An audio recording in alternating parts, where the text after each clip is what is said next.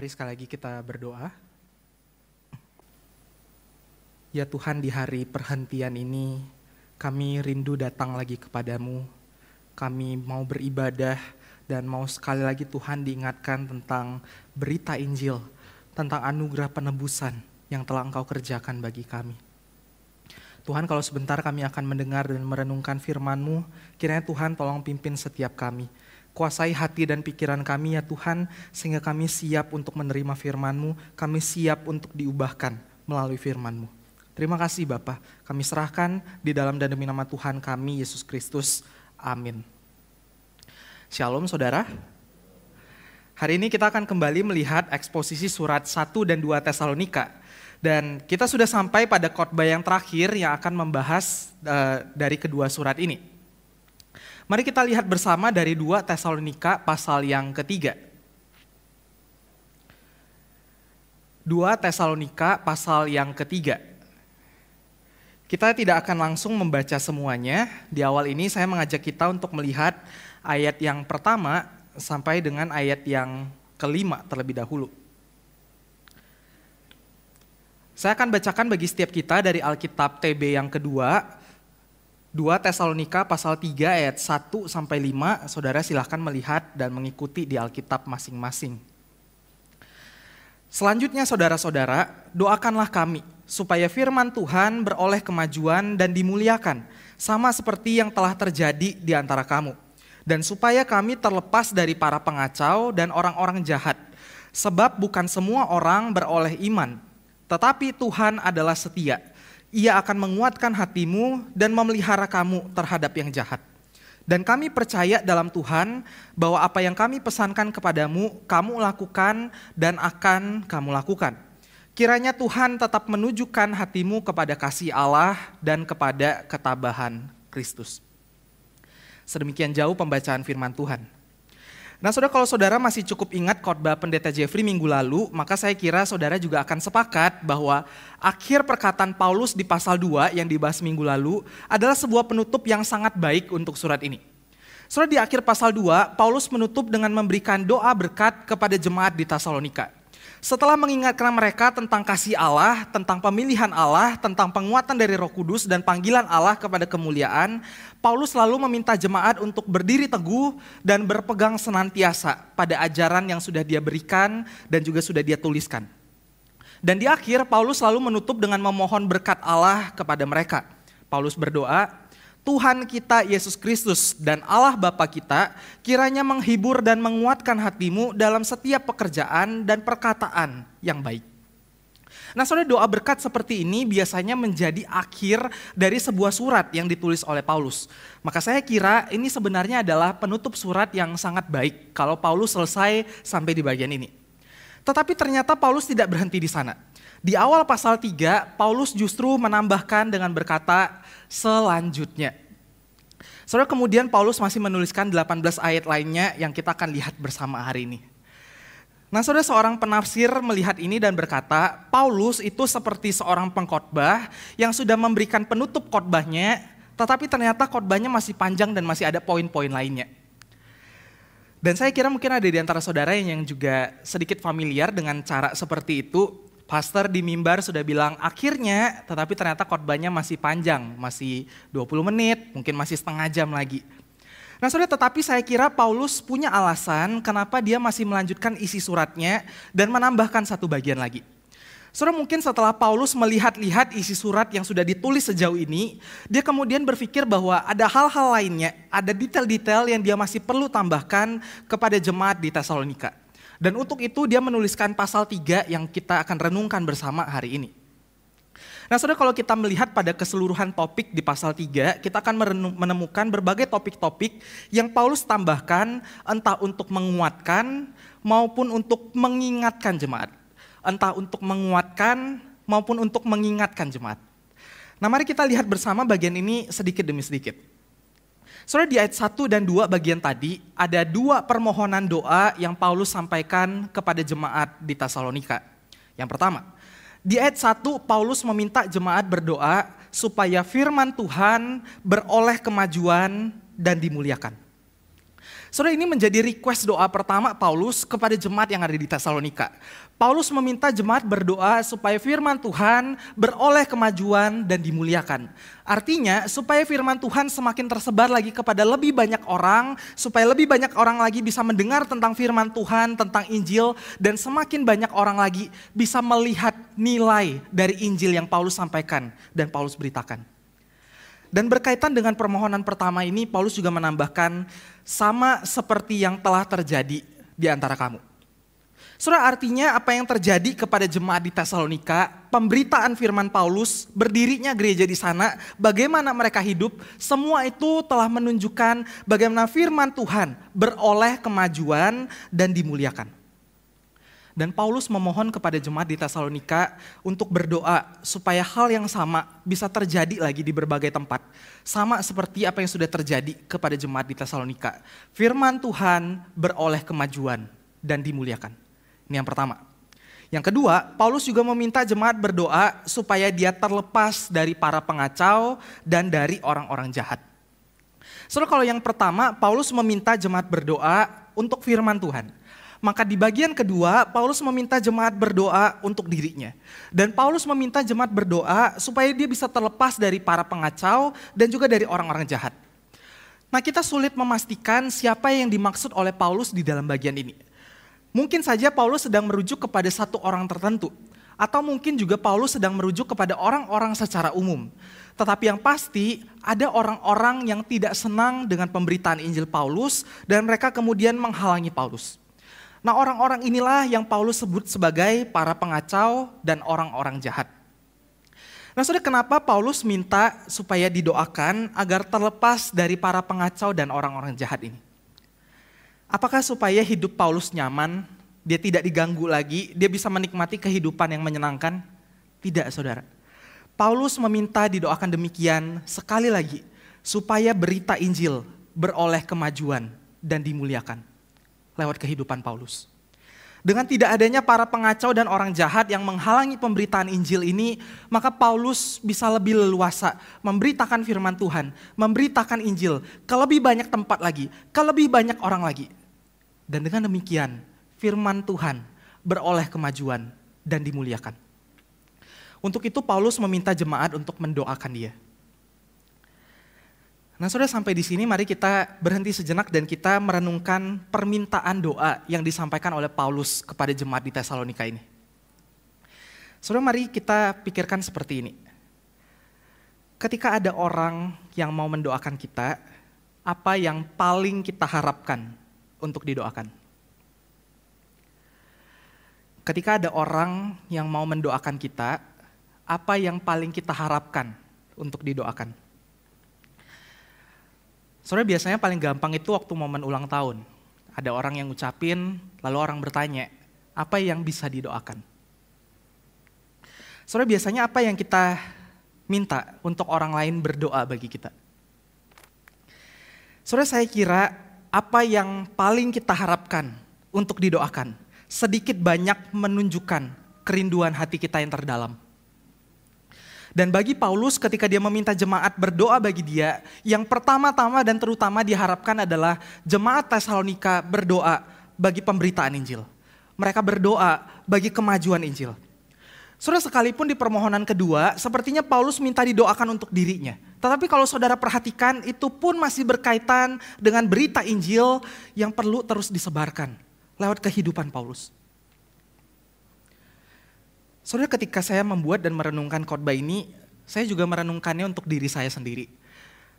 Dan saya berpikir rasanya pada banyak kesempatan ketika ada yang bertanya tentang pokok doa kepada saya, sedikit sekali saya meminta didoakan untuk kemajuan Injil. Lebih banyak fokusnya adalah tentang hidup saya, tentang masa depan, tentang diri saya. Dan saya kira mungkin ada di antara saudara yang juga demikian.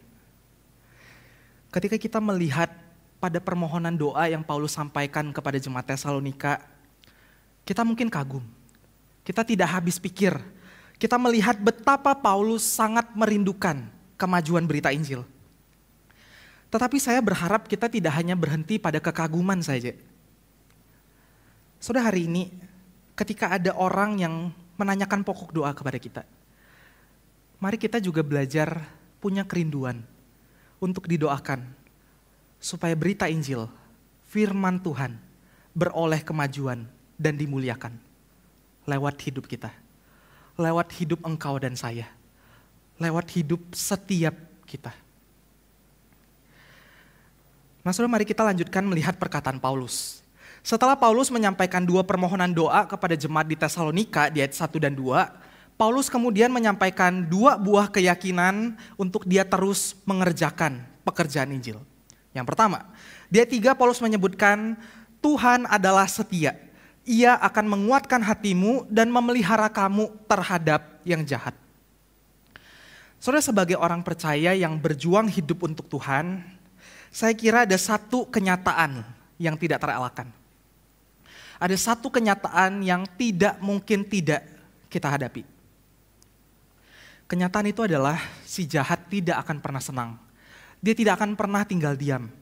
Dia akan terus mencari cara sedemikian rupa untuk mengganggu kita, mungkin membuat hidup kita sulit, membuat hidup kita tidak nyaman, sehingga kita akhirnya mempertanyakan kasih dan kesetiaan Tuhan. Dan tentu lewat itu semua si jahat berharap kita akhirnya meninggalkan Tuhan. Dan itu yang kita temukan di sepanjang surat Tesalonika. Keadaan jemaat tidak baik. Mereka menghadapi berbagai tantangan, berbagai kesulitan, berbagai penganiayaan karena iman percaya mereka. Nah, saudara, di tengah berbagai tantangan, berbagai penganiayaan, berbagai kesulitan yang dihadapi oleh jemaat di Tesalonika, dan mungkin juga kita hadapi hari ini, Paulus berkata, Tuhan adalah setia. Ia akan menguatkan hatimu dan memelihara kamu terhadap yang jahat. Saudara, inilah keyakinan Paulus yang terus bisa jadi pegangan bagi setiap kita di tengah berbagai kesulitan. Hari ini ketika kita menghadapi berbagai tantangan, kita menghadapi berbagai kesulitan. Mungkin berbagai tantangan, kesulitan, ketidaknyamanan itu membuat kita mempertanyakan kasih Tuhan, mempertanyakan kesetiaan Tuhan. Tetapi apa yang Paulus yakini bisa menjadi pegangan kita. Tuhan adalah setia. Saudara, mungkin berbagai kesulitan itu tidak langsung diangkat oleh Tuhan. Bahkan mungkin kita akan terus menghadapi di sepanjang hidup kita. Tetapi kita percaya Dia akan menguatkan hati kita dan Dia akan menjaga iman percaya kita. Ini keyakinan Paulus yang pertama. Keyakinan kedua Paulus ada di ayat yang keempat. Paulus berkata, kami percaya dalam Tuhan bahwa apa yang kami pesankan kepadamu, kamu lakukan dan akan kamu lakukan. Saudara, ini keyakinan kedua Paulus. Paulus yakin jemaat di Tesalonika akan melakukan sesuai dengan apa yang Paulus pesankan kepada mereka. Dan karena apa yang Paulus pesankan kepada mereka adalah firman Tuhan, maka Paulus percaya bahwa jemaat Tesalonika akan berjuang hidup sesuai dengan firman Tuhan. Nah, saudara, perhatikan ada satu frasa penting di balik keyakinan kedua Paulus ini. Paulus bukan hanya percaya jemaat Tesalonika akan melakukan apa yang sudah dia pesankan, tetapi Paulus berkata, kami percaya dalam Tuhan. Artinya keyakinan Paulus bukan hanya terletak pada jemaat Tesalonika sebagai pelaku firman. Tetapi keyakinan Paulus terletak pada Tuhan yang setia. Tuhan yang akan menjaga dan yang memelihara umatnya. Saudara, Paulus tahu jemaat di Tesalonika mungkin akan jatuh bangun ketika mereka berjuang hidup untuk Tuhan. Ketika mereka berjuang melakukan berbagai firman Tuhan. Karena mereka menghadapi berbagai tantangan dan penganiayaan. Tetapi di saat yang sama, Paulus juga tahu di dalam Tuhan mereka akan setia. Karena Tuhan akan menjaga dan memelihara mereka. Dan saya kira keyakinan ini juga yang terus menguatkan kami sebagai para pastors yang melayani di Grace Life CC Peak ini. Kami para pastors percaya dalam Tuhan, saudara akan berjuang melakukan firman Tuhan yang senantiasa saudara dengar. Dan keyakinan itulah yang terus meneguhkan pelayanan kami. Nah, saudara, setelah menyampaikan dua keyakinan itu, Paulus selalu memanjatkan doanya kepada Tuhan untuk jemaat di Tesalonika. Di ayat 5 Paulus kembali berdoa, kiranya Tuhan tetap menunjukkan hatimu kepada kasih Allah dan kepada ketabahan Kristus. Paulus rindu Tuhan terus mengarahkan hati jemaat kepada kasih Allah. Dan sama seperti yang kita sudah renungkan minggu lalu, kasih Allah adalah alasan jemaat untuk dapat tetap berdiri teguh pada Injil yang Paulus sudah sampaikan kepada mereka. Dan selain itu, Paulus juga rindu Tuhan mengarahkan hati jemaat kepada ketabahan Kristus. Saudara, pada bagian ini saya rasa kita mungkin bisa miss apa yang Paulus maksudkan. Ligon Duncan menyebutkan bahwa di bagian ini Paulus berdoa supaya Tuhan mengarahkan hati jemaat kepada endurance of Christ. Paulus tahu untuk bisa setia, tahan terhadap berbagai kesulitan, berbagai tantangan ketika mencoba hidup untuk Tuhan. Semua itu bukan hal yang mudah.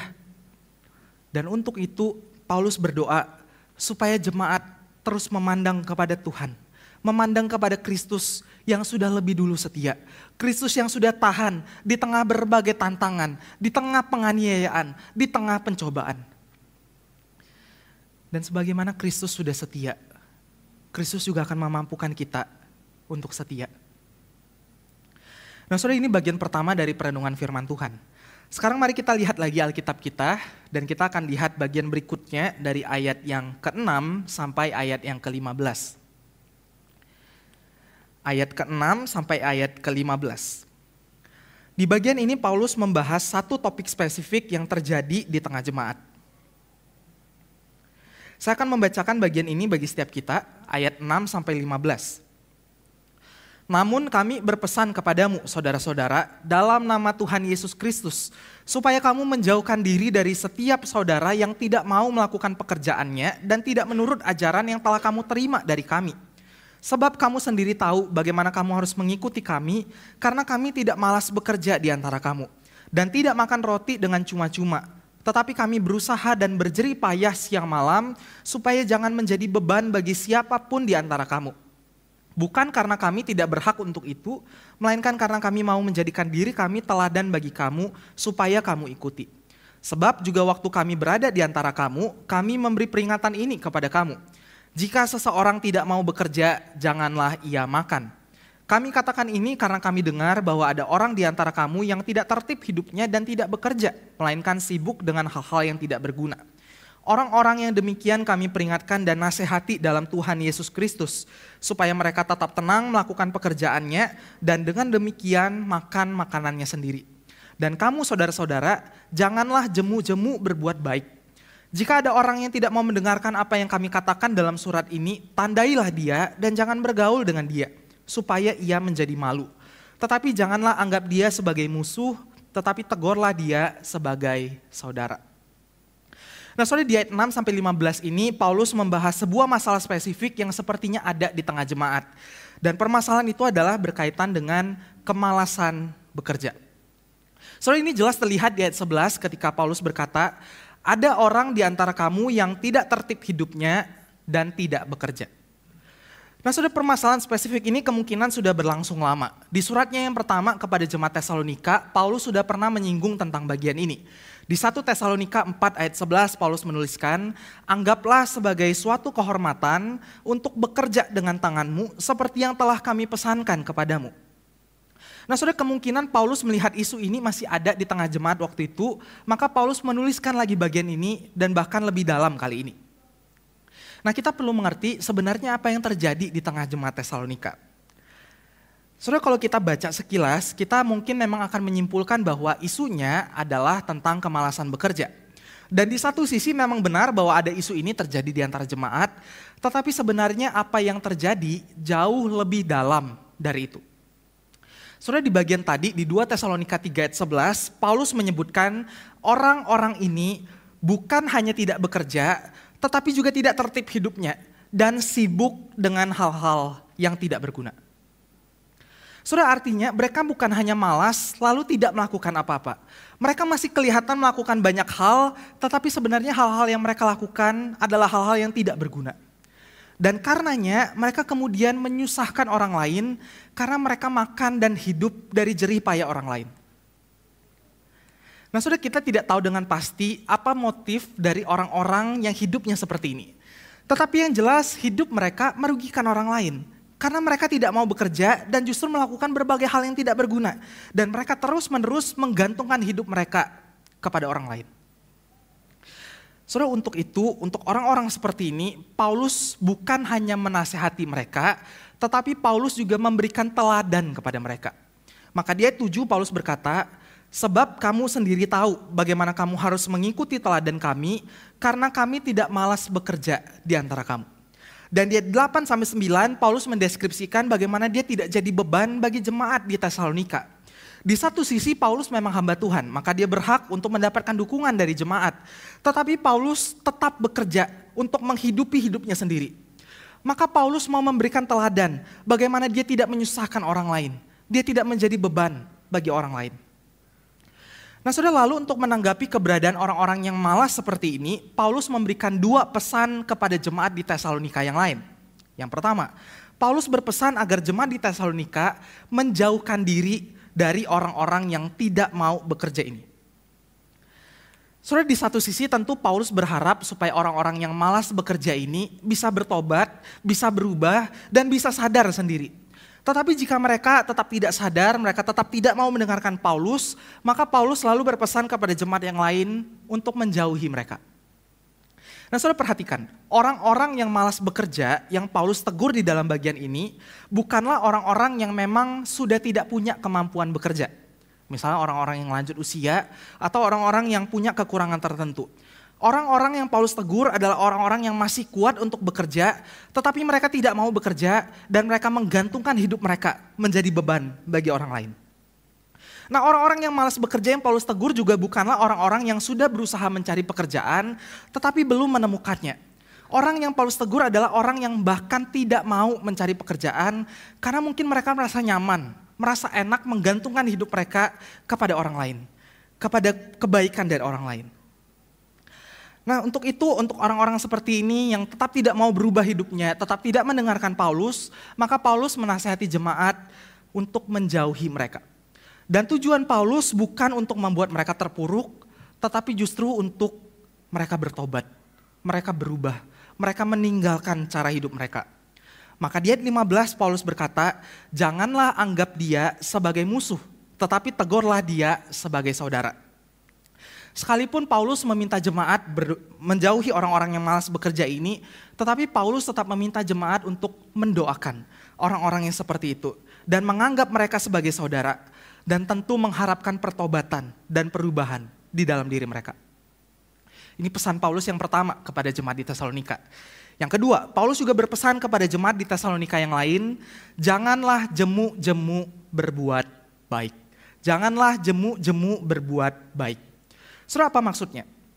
Sangat mungkin ada di antara jemaat di Tesalonika yang merasa terus-menerus dimanfaatkan oleh orang-orang yang malas bekerja itu, sehingga mereka kemudian jadi patah semangat. Dan mungkin mereka berpikir kebaikan mereka hanya terus dimanfaatkan oleh orang-orang yang malas bekerja itu. Dan untuk itu Paulus menguatkan dan mendorong mereka lagi. Paulus katakan, janganlah jemu-jemu berbuat baik. Artinya, tetaplah berbuat baik kepada orang-orang yang memang membutuhkan pertolongan. Paulus tidak mau karena beberapa orang yang seperti memanfaatkan kebaikan orang lain, maka jemaat di Tesalonika memukul rata kepada semua orang dan mereka menghentikan perbuatan baik dan pertolongan mereka kepada semua orang. Ada orang-orang yang memang tidak bisa bekerja atau orang-orang yang sedang mencari pekerjaan tetapi belum mendapatkannya, dan untuk orang-orang seperti ini Paulus menasihati jemaat, janganlah jemu-jemu berbuat baik. Tetaplah berbuat baik dan tunjukkan pertolongan kepada orang-orang seperti itu. Nah, saudara, sekarang mari kita renungkan topik ini di dalam kehidupan kita. Saudara, saya kira apa yang Paulus banyak sampaikan di dalam bagian ini berkaitan dengan apa yang kita bisa sebut sebagai teologi kerja. Saudara, kita orang percaya, kita percaya bahwa bekerja adalah bagian yang menjadi karakteristik dari kehidupan manusia. Bahkan sebelum manusia jatuh ke dalam dosa. Saudara, kalau saudara ingat cerita Adam dan Hawa, saudara juga ingat bahwa dari sejak sebelum mereka jatuh ke dalam dosa, Allah sudah memerintahkan mereka untuk bekerja, untuk mengusahakan bumi. Maka bekerja adalah bagian yang tidak terpisahkan. Sekalipun kita adalah orang percaya, sekalipun kita sudah mengikuti Tuhan, sekalipun kita adalah orang Kristen, bekerja adalah bagian yang tidak terpisahkan dari kehidupan kita. Tetapi ada perbedaan yang sangat mendasar antara pandangan kekristenan dan pandangan dunia berkaitan tentang pekerjaan. Saudara perhatikan, kita bekerja bukan untuk mendapatkan uang sebanyak-banyaknya, lalu bisa hidup senyaman-nyamannya. Sekali lagi saya ulangi ya. Kita bekerja bukan untuk mendapatkan uang sebanyak-banyaknya, lalu bisa hidup senyaman-nyamannya.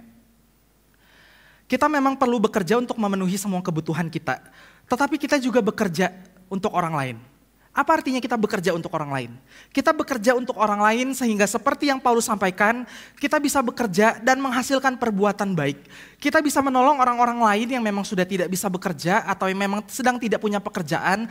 Kita bisa berbuat baik, menunjukkan pertolongan kepada mereka. Nah, sudah orang-orang yang malas bekerja di antara jemaat Tesalonika tadi gagal memenuhi teologi kerja ini di dalam dua aspek. Di satu sisi, mereka tidak mau bekerja dengan benar, mereka bermalas-malasan, bahkan mereka melakukan hal-hal yang tidak berguna. Di saat sebenarnya mereka seharusnya bekerja dengan benar. Tetapi di sisi lain, dengan begitu, mereka justru menjadi beban bagi orang lain. Di saat sebenarnya mereka masih bisa hidup dengan kemampuan mereka sendiri, mereka masih bisa mengusahakan kebutuhan mereka sendiri. Saudara, kalau saudara perhatikan, apa yang dilakukan oleh beberapa orang di jemaat Tesalonika ini adalah hidup yang berpusat pada diri mereka sendiri. Mereka tidak mau bekerja, tidak mau hidup sulit, tetapi mau hidup nyaman. Mereka tidak mau berjerih payah, tetapi mereka mau hidup enak. Dan akhirnya mereka menjadi beban bagi orang lain. Hidup seperti ini adalah hidup yang berpusat pada diri sendiri. Saudara, untuk itu sebagai orang percaya, kita perlu punya kesaksian hidup yang berbeda. Di satu sisi kita memang bukan bekerja untuk memenuhi semua mimpi dan keinginan kita, karena jika demikian pekerjaan kembali menjadi alat untuk kita hidup berpusat pada diri kita sendiri. Tetapi di sisi lain kita perlu bekerja dengan serius. Kita perlu memaksimalkan apa yang Tuhan sudah percayakan bagi kita, dan kita perlu jadi anak Tuhan yang jadi terang di tengah pekerjaan kita.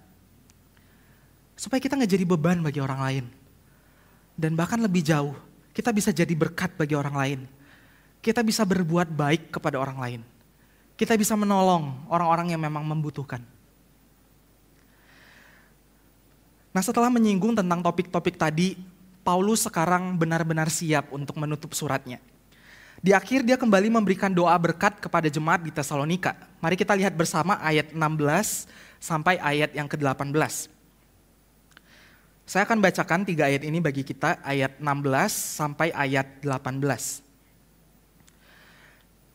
Kiranya Tuhan sendiri, sumber damai sejahtera, mengaruniakan damai sejahtera terus-menerus kepada kamu dalam segala hal. Tuhan menyertai kamu sekalian. Salam dari aku, Paulus. Salam ini kutulis dengan tanganku sendiri. Inilah tanda dalam setiap surat. Beginilah tulisanku. Anugerah Tuhan kita Yesus Kristus menyertai kamu sekalian. Nah, saudara, inilah akhir dari surat 2 Tesalonika. Dan ini juga jadi akhir dari eksposisi kita dalam 2 surat ini. Saudara, saya kira surat 1 dan 2 Tesalonika ini sangat relevan untuk terus kita ingat dan kita renungkan di sepanjang kehidupan iman dan percaya kita. Nah, mari kita lihat beberapa rangkuman poin penting dari kedua surat ini. Saudara, di awal suratnya yang pertama, Paulus mengingatkan jemaat Tesalonika bahwa mereka bukan hanya ada di kota Tesalonika, tetapi mereka juga ada di dalam Allah Bapa dan Tuhan Yesus Kristus. Maka kondisi mereka bukan hanya ditentukan oleh geografis mereka, tetapi juga ditentukan oleh keadaan spiritual mereka. Dan hal yang sama juga berlaku bagi kita hari ini. Saudara, kita perlu ingat identitas kita. Ketika kita percaya, kita bukan hanya orang yang ada di dunia ini, tetapi kita juga adalah orang-orang yang ada di dalam Allah Bapa dan Tuhan Yesus Kristus. Dan karena identitas kita adalah orang-orang yang ada di dalam Allah, maka kita perlu hidup sesuai dengan identitas kita. Saudara, untuk itu ada banyak do's and don'ts yang Paulus sebutkan di dalam 2 surat ini. Misalnya tentang bersukacita senantiasa, tetap berdoa, mengucap syukur, terus bekerja, menjauhkan diri dari segala kejahatan. Dan semua itu perlu kita lakukan bukan untuk memperoleh keselamatan, tetapi justru karena kita sudah diselamatkan. Kita sudah punya identitas sebagai orang-orang yang ada di dalam Allah. Identitas kita adalah orang-orang yang sudah diselamatkan oleh Allah. Orang-orang yang sudah diterima oleh Allah. Maka kita melakukan berbagai do's and don'ts yang Paulus sebutkan di dalam bagian ini. Dan kita juga diingatkan bahwa kita melakukan semua itu sambil memandang kepada kedatangan Yesus yang kedua. Saudara, kedatangan Yesus yang kedua menjadi pengharapan bagi setiap kita untuk berjuang hidup di dalam Tuhan, sekalipun di tengah berbagai kesulitan dan tantangan dunia. Saudara, sekali lagi, sebagai orang percaya, sebagai anak Tuhan yang sungguh, kita pasti akan ditolak oleh dunia. Tetapi di saat yang sama kita bisa ingat, Tuhan sudah menang. Dia sudah menerima kita. Dan satu hari dia akan datang lagi. Dia akan menjemput kita. Nah, di masa kita menantikan kedatangan Yesus yang kedua ini, Paulus sadar betapa kita tidak mungkin mengandalkan kekuatan kita sendiri. Betapa kita tidak mungkin hidup dengan kekuatan kita sendiri. Betapa sulitnya kita berjuang hidup di dalam Allah dengan banyaknya tantangan, dengan banyaknya godaan, dengan banyaknya penolakan yang diberikan oleh dunia kepada kita. Kita memang punya harapan tentang kedatangan yang kedua. Tetapi kita juga perlu mengakui betapa lemahnya kita. Betapa seringnya kita jatuh bangun. Betapa seringnya justru kita terjatuh ketika kita melakukan firman Tuhan dan berjuang hidup untuk Tuhan. Maka Paulus di dalam bagian ini menutup suratnya dengan memberikan doa bagi jemaat.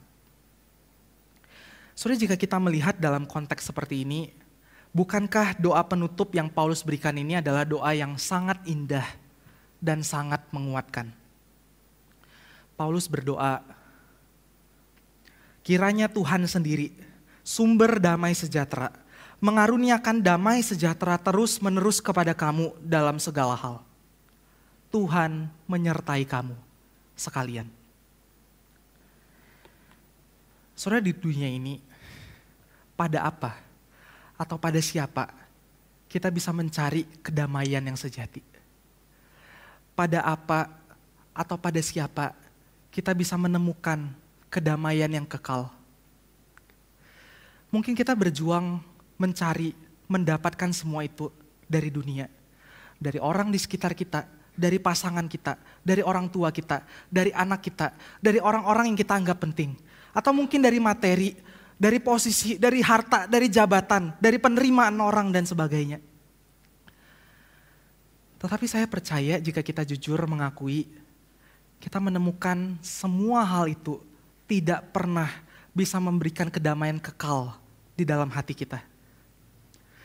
Semua hal itu tidak pernah bisa mengisi kekosongan yang ada di dalam hidup kita. Bahkan ketika kita sudah punya semua itu, kita sudah punya semua yang kita damba-dambakan itu, semua yang kita anggap kalau aku punya itu, aku akan cukup, aku akan tenang, aku akan mengalami kebahagiaan dan kedamaian sejati. Tetapi ternyata setelah punya semua itu, bukankah kita terus gelisah? Bukankah kita terus kosong? Bukankah kita terus mencari dan mencari lagi?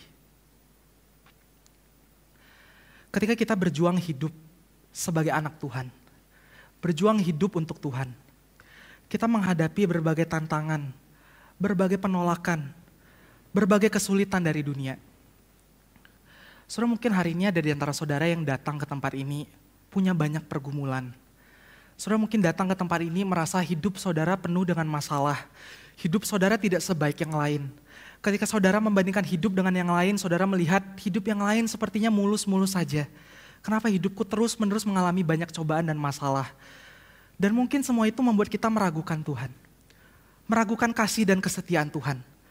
Kita mungkin bertanya, apakah Tuhan mengasihi saya? Kenapa Tuhan berikan semua ini kepada saya? Saudara, di tengah semua itu, di tengah tantangan, di tengah berbagai kesulitan, di tengah pencobaan yang kita hadapi, di tengah berbagai kesulitan untuk kita berjuang hidup untuk Tuhan, di tengah berbagai upaya yang kita perjuangkan untuk memperoleh kedamaian sejati itu, kita mungkin sudah hopeless. Untuk itu, saudara, izinkan hari ini saya berdoa juga bagi saudara sama seperti Paulus. Kiranya Tuhan sendiri, sumber damai sejahtera, mengaruniakan damai sejahtera terus-menerus kepada kamu di dalam segala hal. Sehingga kamu sekalian berjuang hidup untuk Tuhan, bukan untuk dirimu sendiri. Di tengah berbagai tantangan, di tengah berbagai kesulitan, di tengah kekosongan hidupmu, mari berjuang lagi, hidup bagi Dia. Ingat dan ketahuilah, Tuhan menyertai kamu sekalian. Mari kita tundukkan kepala, mari kita meresponi kebenaran firman Tuhan.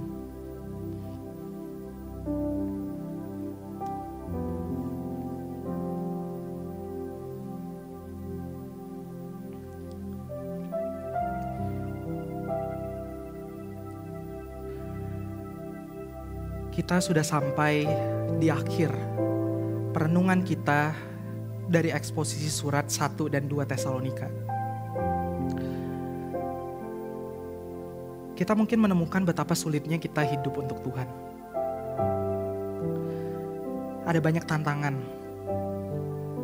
ada banyak kesulitan. Seringkali mungkin kita jatuh lagi. Kita cari lagi kedamaian itu dari dunia. Tetapi kita gelisah lagi. Mari datang kepada Tuhan. Mohon anugerahnya. Mohon kekuatannya. Mampukan kita lagi.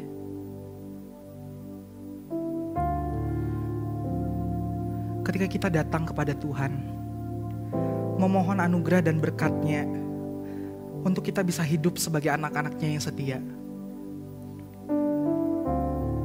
Tuhan akan mendengarkan kita. Dia bukan Allah yang jauh. Mari datang kepadanya.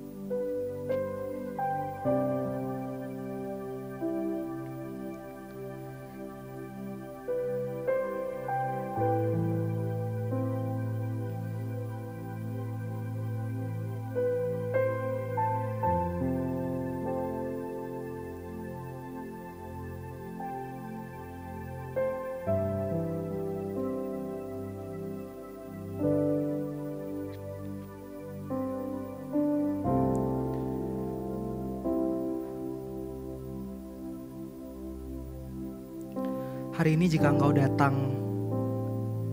dan kau sadar hidupmu jauh dari Tuhan,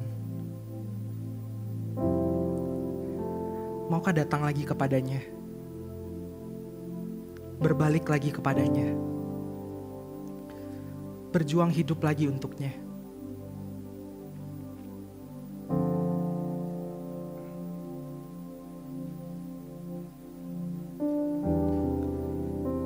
Ya Tuhan, kami bersyukur karena kami punya kesempatan untuk merenungkan surat 1 dan 2 Tesalonika ini. Tuhan, kami butuh anugerah-Mu. Kami butuh pimpinan-Mu Tuhan, untuk hidup sesuai dengan Engkau rindukan bagi setiap kami.